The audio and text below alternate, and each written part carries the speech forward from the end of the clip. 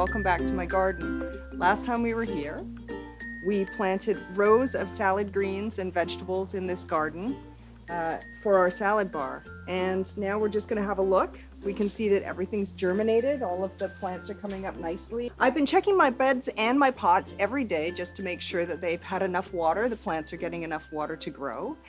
So even when there's a lot of rain, sometimes the plants aren't getting enough water to grow. And you should be checking your plants every day, every other day, making sure that you're consistent with watering, because plants get stressed if they don't know when they're going to get water. One way to cut down on watering is to spread mulch on your garden. Summer days are really hot, and part of the water you put on a garden in the morning will end up evaporating in the heat and wind. Putting straw on this garden will help to stop evaporation, as well as keeping the weeds down so we don't have to weed as often. While we wait for the plants in the salad bed to grow, we've started to plant some summer crops in the 2 new garden boxes and some other containers. Some of our containers, we have herbs and we have this zucchini, and that's a vegetable. We keep it in this pot, and as it grows, we will wind it up the cage and it'll grow up and over that cage so it doesn't trail out over the grass. Remember, in pots, it's important to water them from above and below, if you have trays, to make sure they're being watered consistently. This is a potato tower. It's a fun way to plant potatoes without taking up space in your garden. We filled the bottom with soil, planted our potatoes, and now we've added some more straw and more soil, and we're going to add a few more potatoes. What will happen is the potatoes will grow and they will spring out the side. We'll see the green part of the potato, and then we'll add a bit more soil and a bit more straw. And in the fall, we're going to cut the wire away and tumble it over, and we're going to have all of our potatoes. Another thing I spend a lot of time on these days is thinking about furry animals in my garden. We have things like bunnies and squirrels and groundhogs, and bunnies love to chew on tender plants, and the squirrels and the groundhogs love to dig in the garden. You can see a hole there, which disturbs the young plants, it disturbs the root systems, and ultimately the plants aren't healthy. So we're going to look at a couple of ways that we can discourage animals from being in our garden. You all know that flowering plants are important in the garden because they attract pollinators, which help to pollinate our vegetables. But some plants, some flowers, also discourage pests. So you can try planting nasturtiums and marigolds. I grew these marigolds from seed, and I'm going to pop one in this bed. And squirrels don't like the smell of marigolds. So, the hope is that if I plant lots of marigolds around my bed, it'll discourage the squirrels from coming in.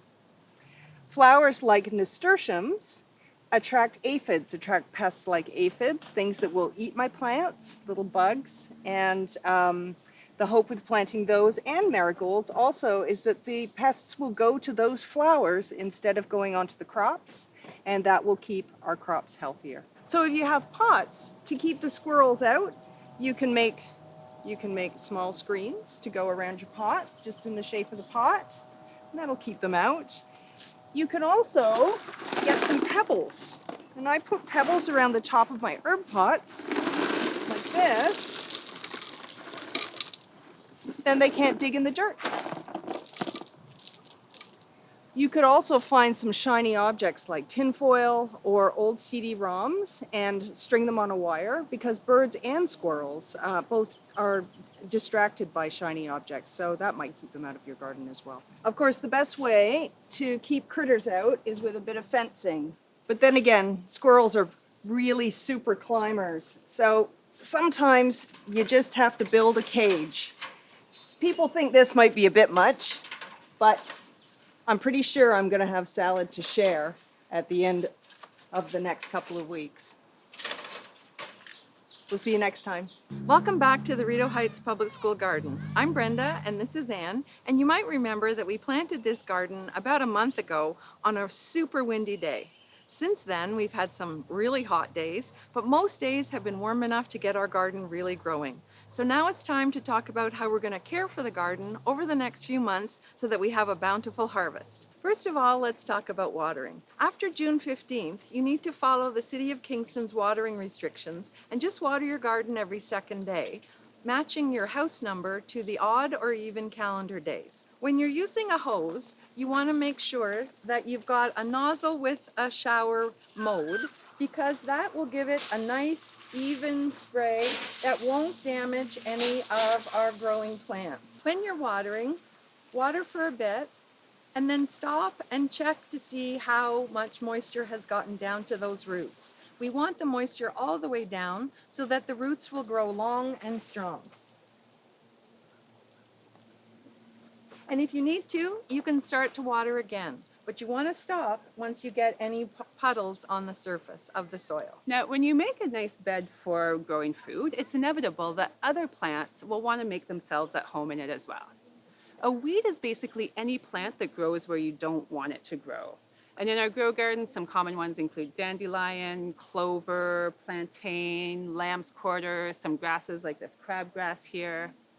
It's important to note that while those plants tend to grow uninvited in our gardens, a lot of them can be used for food or medicine or soil enrichment. We have one garden bed here that we haven't touched in over a week. And that's just to show how quickly things happen when you stop weeding. So there's lots of diversity here, which is great, but the weeds are sort of crowding out the kale here, which is what we really want to have grow.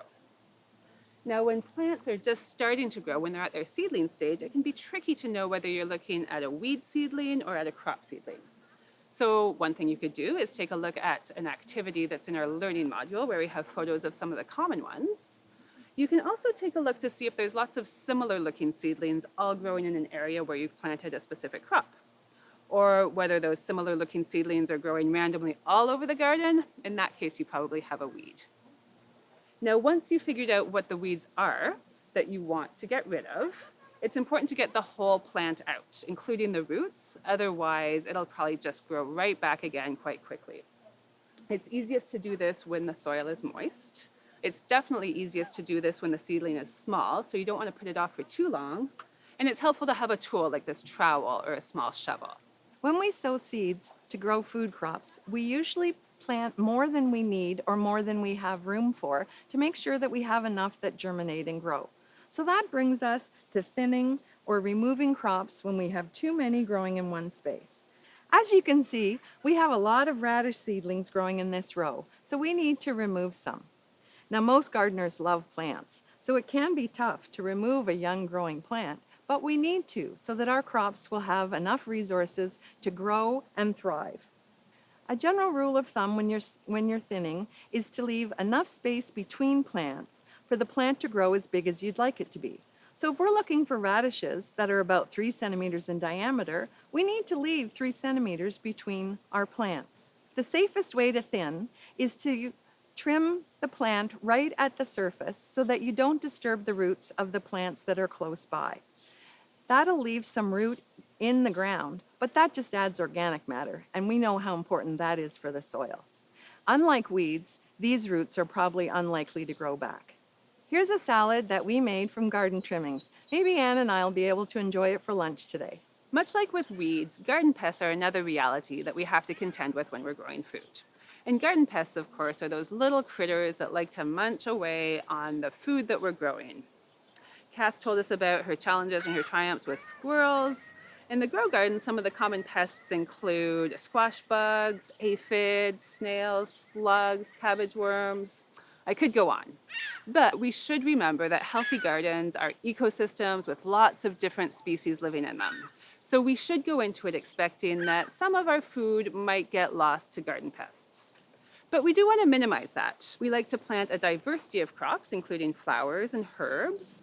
Lots of them will have strong smells, which will confuse or repel pests. We will also plant plants that attract pest predators.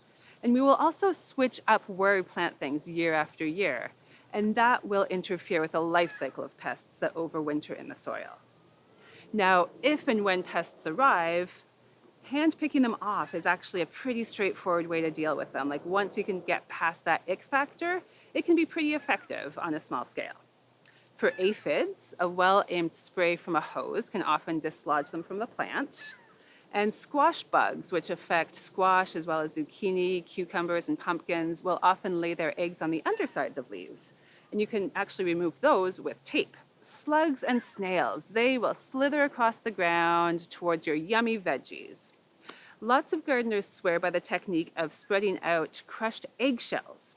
You can imagine that those sharp shards of shell would probably be pretty uncomfortable on the soft bellies of slugs and snails, and so they would avoid those plants that are protected by them. Other gardeners say that it doesn't work at all, and some even go so far as to say that the eggshells attract slugs. So I say, what a great experiment to try at home. If your family eats eggs, if you have access to a couple plants outdoors, what you could do is get some eggshells that haven't been cooked yet, wash them out well, let them dry thoroughly, and then you can crush them by putting them into a bag and rolling a jar or a rolling pin over them. You can stomp on them with your feet to get them really finely ground up. Then you can spread the eggshells around some plants and not others and see what happens. Do the eggshells make a difference to how much is eaten off the plants? I'm burning to know, so I hope you'll let us know too. This is just scratching the surface, really, of pest controls. There are so many strategies out there, and if you want to get more in depth, you can go to our learning module where we have links to some pretty comprehensive strategies for dealing with different pests. So those are some of the most important garden care tips. As always, we'd love to hear how your garden is growing. We want to know what's happening with your food plants and if there's any fresh veggies you're excited about these days. If you have any garden care tips that you'd like to share with us, any pest control strategies, we would love to hear them. If you tried the eggshell experiment, what happened? We would love to know. Thank you for joining us. Take care of yourselves and each other, and we will see you next time at the Salad Celebration. Bye-bye.